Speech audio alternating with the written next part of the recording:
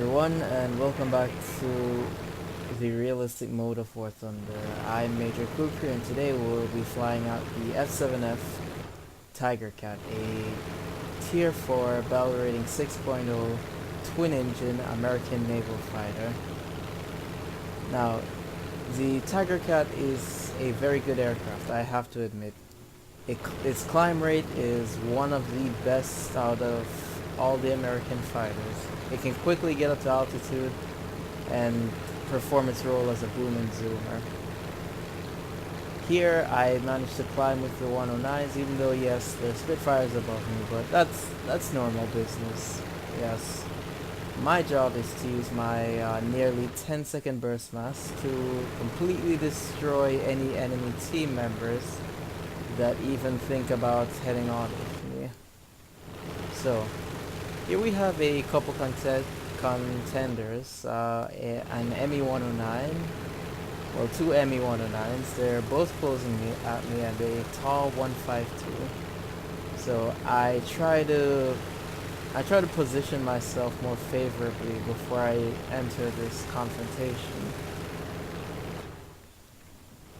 I'm just trying to gain altitude and also trying to accelerate, and that 109 is now within 5 kilometers of me. That is the danger zone as far as I'm concerned. Now here I turn in and I'm about to begin the engagement. Yes. So I choose my first target. I choose this ME-109 Von Orange, Baron Von Orange. And I'm still watching that tar right above me. So I perform this diving aileron roll to pick up speed, throw off the enemy's aim.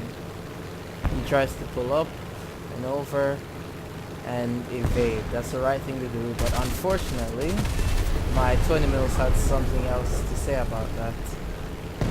And that was our first kill.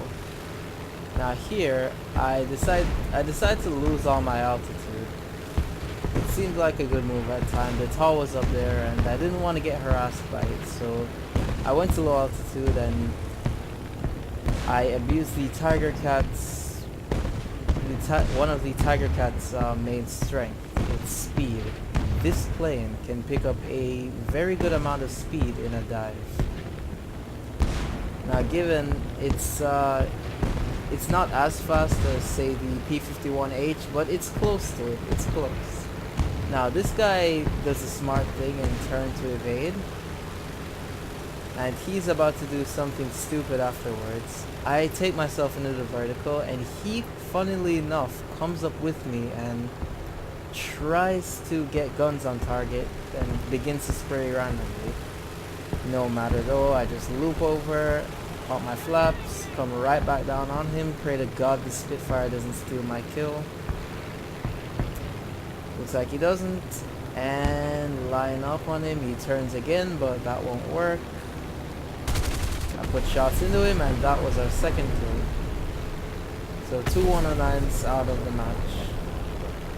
Now here I begin extending away, as you should do in American aircrafts, when I spot a Japanese plane going for my Spitfire friend there. So I turn right in, see if I can support him. He comes in for the head-on, I fire in, and I was committed to it. I even tried to get off a last-second shot there. So I turn around with full knowledge that a Spitfire is here to back me up. So he's not going to outturn that, and he's not going to outgun me. So we basically have him cornered here, in a tactical sense. Now he dodges out the Spitfire, but unfortunately for him, of course, he goes right into my gun sights.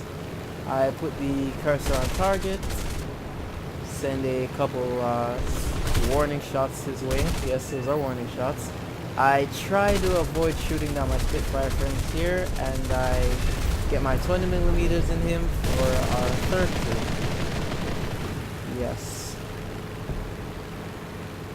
Now, here again I begin extending because I notice there's a lot of team members, well, a lot of enemy team members above me and at good diving distance away, if you catch what I mean. Now here again lies in the Tigercat's one advantage that it has over nearly every American plane. It can climb to save its life. Yes, it can. So I begin to put that into play here and recover all my lost altitude. And that's what you gotta do. You gotta climb up, boom and zoom, and when you get to low altitude, use its climb rate and get back up to altitude. You are no use to your team down low and ground pounding. So here I extend away. I notice that the herd is being thinned out. There's only the KI-87, the TAL 152, and another plane, I'm not sure. I missed it. But you'll notice that they're beginning to run low on fighters. This is where you come in, provided you conserved all your ammo. So this plane, another thing it can do, it's very good at cleaning up the leftover heavy fighters and bombers that may have dodged out your allies' resistance. So that's what you gotta do. You have to be a janitor sometimes, but it's okay. As I said before, the Tigercat is well armed with 420mm. I believe those 420mm are in the wing roots, very closely mounted to each other, and four nose mounted 50 caliber Browning machine guns. Very good for making the enemy wish that they never joined the battle. Now here I see this Ki-87 diving on our P-51 friend there.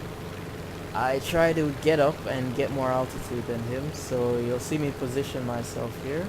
I notice he's closing in, so I prepare myself by once again gaining altitude, leveling out, and now gaining speed. That's why you have to remember, this thing fights with speed and altitude. Get those things and you are in the clear. You're basically putting your enemy at your mercy if you do that.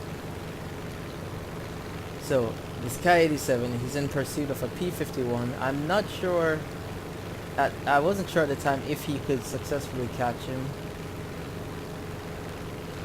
it being a P-51 and having a very good dive speed. Now here he gets close to me, so I put myself up, I wing over, put myself in a position, and he gets killed by a P-51 H5.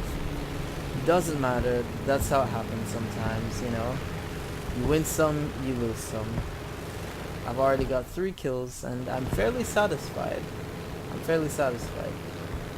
This plane has been giving me a satisfactory performance since I've unlocked it. So much so that I decided to put the United States Marine Corps symbol on the vertical stabilizer, and I think it looks quite nice. It definitely blends in.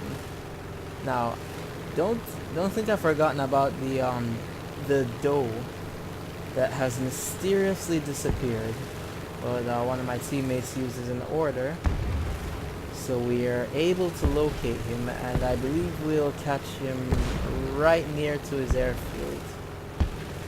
So at the moment I'm just looking around, and I'll notice him eventually.